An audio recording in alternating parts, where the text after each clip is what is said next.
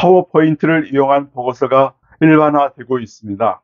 이 파워포인트는 수많은 기능이 있어서 많은 사람들이 그 기능을 익히느라고 애를 쓰는 것을 많이 보게 됩니다. 오늘은 이 보고서를 작성할 때 기법보다는 내용이 중요하다는 말씀을 드리겠습니다. 많은 보고서가 있는데 그 보고서 작성의 의도를 공통적인 점을 하나 들으려 그러면 설득력 있는 보고일 것입니다. 오늘은 설득력 높은 보고서를 만들기 위한 방법을 두 가지만 말씀드리도록 하겠습니다. 첫째는 시각화 보고서입니다. 여기 간단한 예를 제시해 보았습니다. 똑같은 내용을 세 가지 방법으로 표현한 것이죠. 맨 왼쪽은 간단히 서술한 것입니다. 그리고 가운데는 그 내용을 수치로 나타낸 것입니다. 맨 오른쪽은 시각화 도표로 나타낸 것입니다. 보고서에서 보고받는 사람이 시각화 도표를 보게 되면 쉽게 그리고 빠르게 내용을 이해한다는 강점이 있습니다.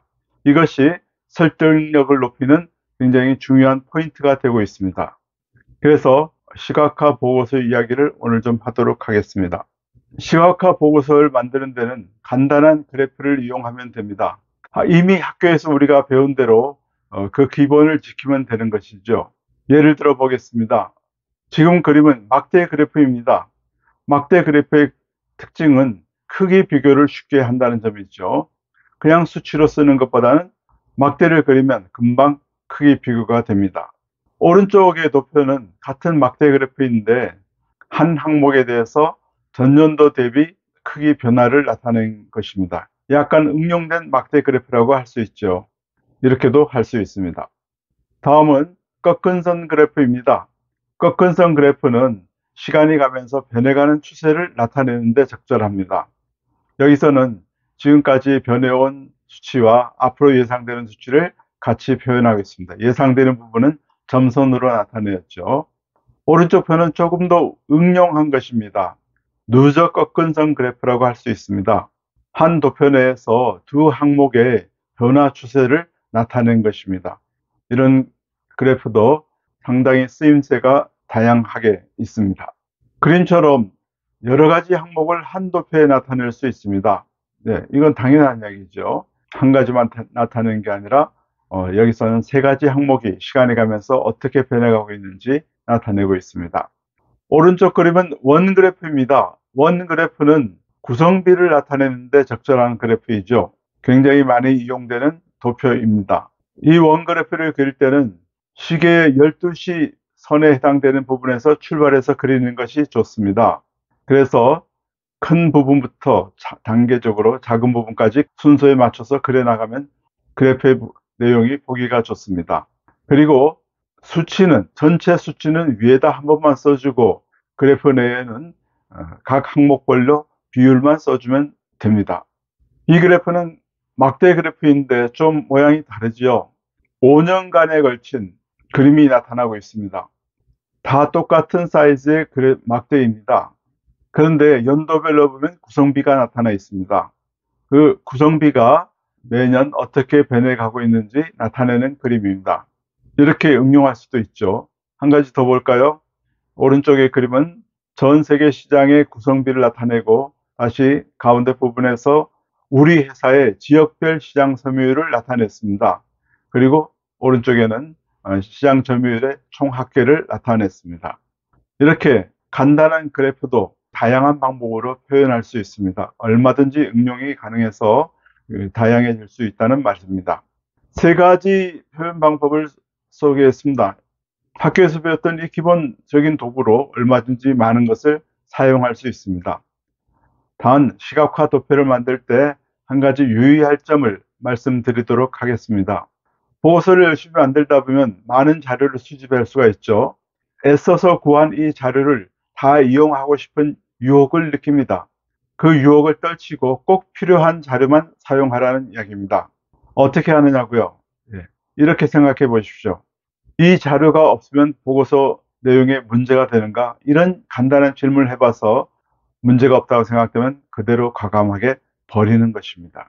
시각화 보고서에 대해서 말씀드렸고 다음으로는 꾸미기와 색채 사용에 대해서 말씀드리겠습니다. 오늘날의 파워포인트는 꾸미기나 색채를 집어넣는 게 아주 쉽게 되어 있습니다. 그런데 이 꾸미기와 색채가 너무 과다하면은 보고에 역효과를 나타낸다는 점입니다. 오히려 보고받는 사람에게 피곤하게 하고 또 시각을 어지럽게 해서 효과가 많이 떨어진다는 이야기입니다. 여기 한 장의 그래프를 예시를 했습니다.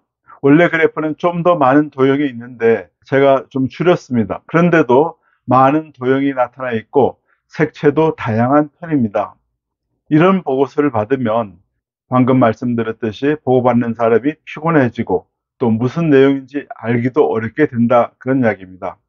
이건 좀 지나간 시절의 어느 회사의 사례이니까 오늘날에는 이런 보고서는 만들지 않으리라고 봅니다. 다른 예를 보겠습니다. 이런 색채를 사용하지 않고도 훌륭하게 만든 샘플을 제시해 드리겠습니다. 지금 이 경우는 몇 해 전에 어느 사장님에게 이메일로 한 10여 페이지 되는 제안서를 보내드린 경우입니다. 그 중에 10페이지 정도 되는 제안서 중에 한 페이지를 샘플로 보여드리고 있습니다. 보시다시피 거의 흑백이죠. 색채를 최소한으로 사용했고 내용도 간단합니다. 꾸미기는 전혀 없다고 할 수 있죠. 이 제안서를 받은 사장님은 즉시 반응을 보였습니다. 그리고 계약 조건도 제가 제시한 그대로 100% 들어주었습니다. 왜 그렇게 되었을까요? 보고서가 아름답게 되어 있거나 훌륭한 장식으로 되어 있거나 하지 않았는데도 사장님은 그 내용을 보시고 판단을 해 준 것입니다. 참고하시기 바랍니다. 색채는 사용한다면 서너 개 정도만 사용할 것을 권해드립니다. 그리고 서너 개의 색채도 한 보고서 안에서는 규칙을 정해서 사용하시기 바랍니다. 예를 들면은 자사와 경쟁사의 비교를 하는 보고서라 하면은 자사는 파랑으로 표시하고 경쟁사는 녹색으로 표시해서 전체적으로 통일성 있게 만드는 것입니다. 그렇게 해야 보고받는 사람도 쉽게 이해하고 피곤하지 않게 할 수가 있습니다. 흑백 보고서의 경우에는 이렇게 쉐이드를 써서 색채 효과를 대신할 수도 있습니다. 경우에 따라서는 이 쉐이드가 강조의 효과도 나타낼 수 있습니다. 마찬가지로 색채 보고에서는 강조의 효과는 평소에 쓰이지 않는 튀는 색깔을 씀으로써 강조의 효과를 나타낼 수가 있습니다. 즉, 튀는 색깔을 쓸 때는 강조를 할 때 쓰는 것이지 아무 때나 장식용으로 쓰는 것이 아니다, 그런 이야기가 되겠습니다.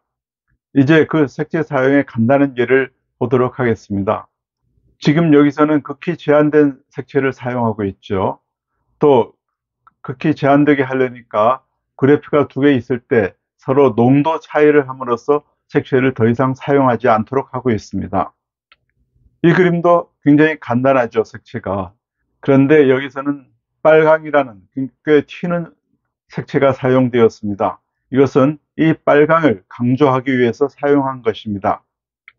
여기서도 마찬가지죠. 색채는 많이 사용하지 않았고 장식도 전혀 넣지 않았습니다. 다만 일하는 내용에 구분을 좀 하기 위해서 농도로서 좀 단계별 구분을 해 놓았습니다.